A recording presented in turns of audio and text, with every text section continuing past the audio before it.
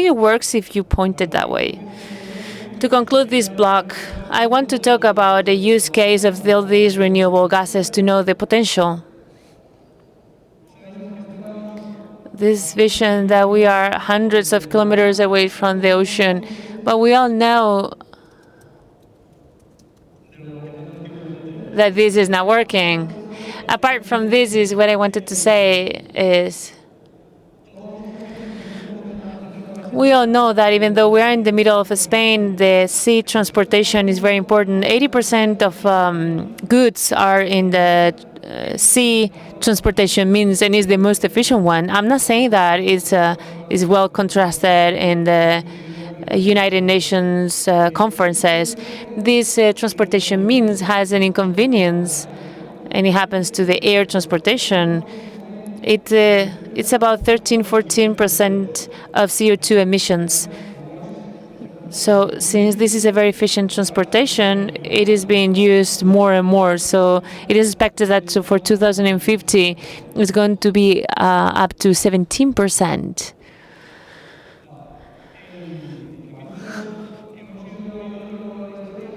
Also, we have seen across this history that the fuel of these ships have a lot of sulfur, but now there is one more point, and is the CO2 emissions. As I was saying, out of all the transportation means, this is being inside the regulation framework, but in the sea transportation means it happened everything too fast, and all these legislations is making the transportation means to try to be transformed.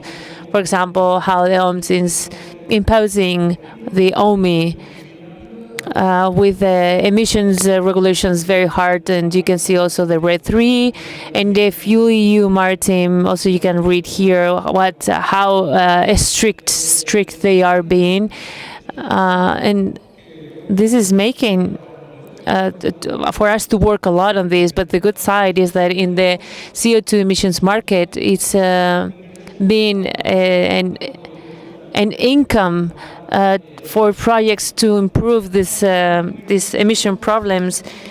But this legislation is promoting two lines of action. One line is about making the system more profitability, more efficient. Of course, that we want them to accomplish that as soon as possible, but it doesn't work as fast.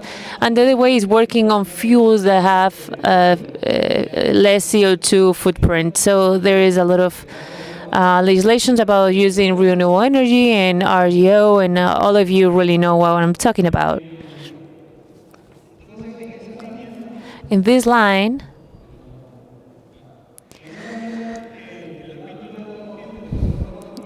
how we act in the ships, because we cannot use sailing boats, we have to work on the fuels that we could reduce the CO2 footprint.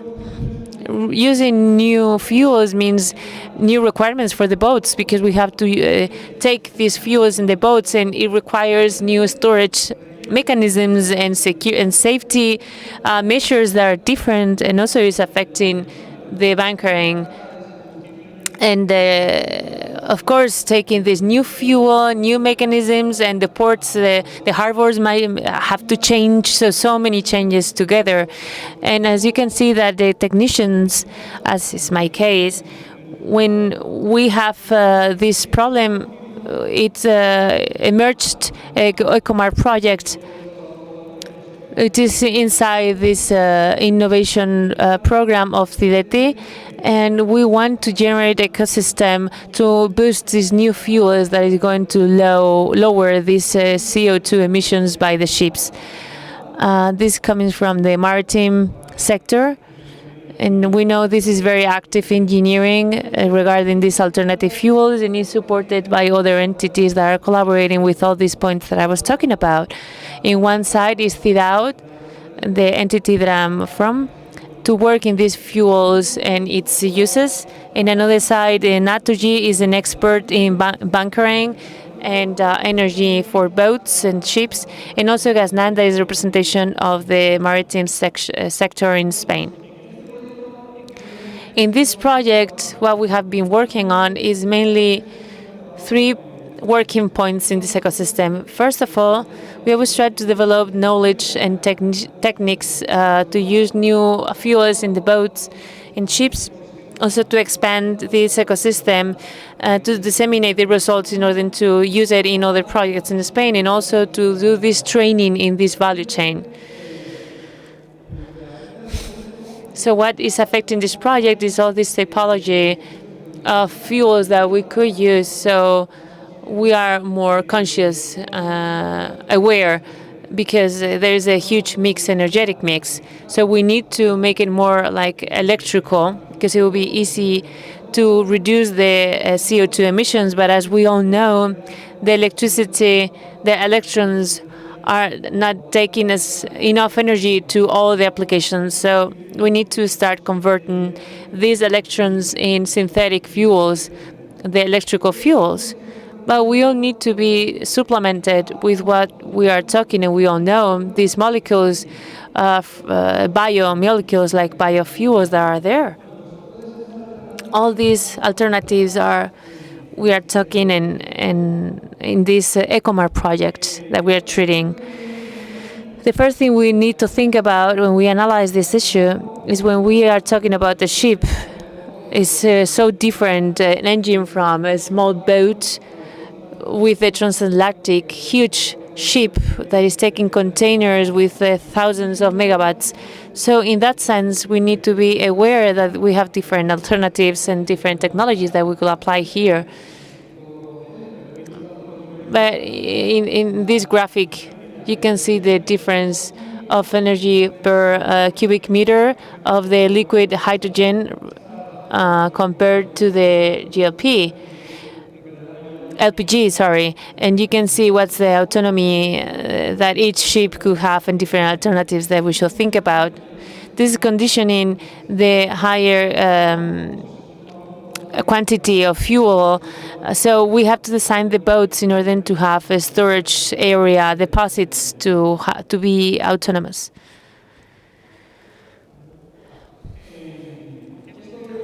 What I'm talking about right now, with all this legislation that it was implemented, it's already in the demand of ships. This graphic is from BMW.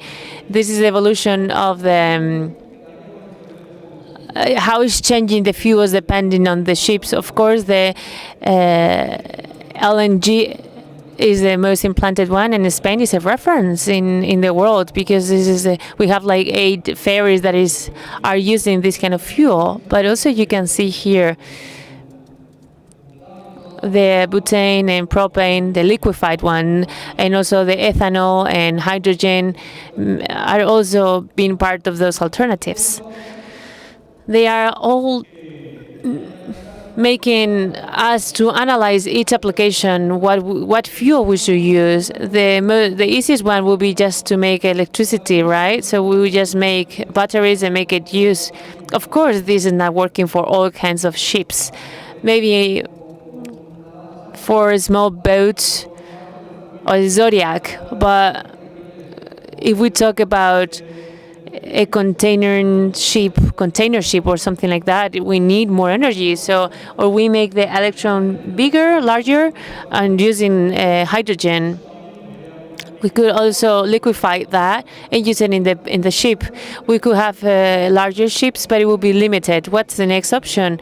Making the molecule larger. For example, hydrogen is a building block, so we could make bigger, larger molecules. So you all know the ammonia, and all this kind of liquid energy. In order to use these fuels to move the ship is very interesting technology, but we need to have all this mix. So what's going to be the first step to use here is we're already using it. You can see in the graphic that many ships are already using LPG and LNG, both of them. So we could use this methane from electrical purposes, and also use it in another way to make this mix of propane and butane. The other alternative that I'm sure you all know is going directly to new molecules that could be introduced in the maritime sector, is the ethanol and ammoniac. And in this way, y de origen eléctrico, ¿no? so we could use it in the ammoniac is going to be from electrical origin, but that's important that the ammoniac is used the renewable energy, hydrogen, and we can capture the nitrogen from the air, and we can lower the CO2 emissions, of course. But this is for the future. The methanol, I think, it could have a better implementation, or at least easier. So with all this situation, the ECOMAR project is about collecting all this knowledge in a manual, like training sessions, that through the GasNam website, it's called GasNam Web Academy, you can attend to all these training classes, and we talk about all these fuels and how the ship has been adapted to the fuels and the legislations and how the bunkering should be in the ship. So I encourage you to go to this website and see and watch all this information and read all this information. Lastly, we're only 20 kilometers away from here in CIDAUT Research Center that we are working in energy matters and circular economy and sustainable mobility and intelligent and in 4.0 industry. If you are very interested in our website, you can see all the projects that we have. So any question, you could also contact me. I'm José Ignacio Domínguez, in charge of the development of market in energy. Thank you very much.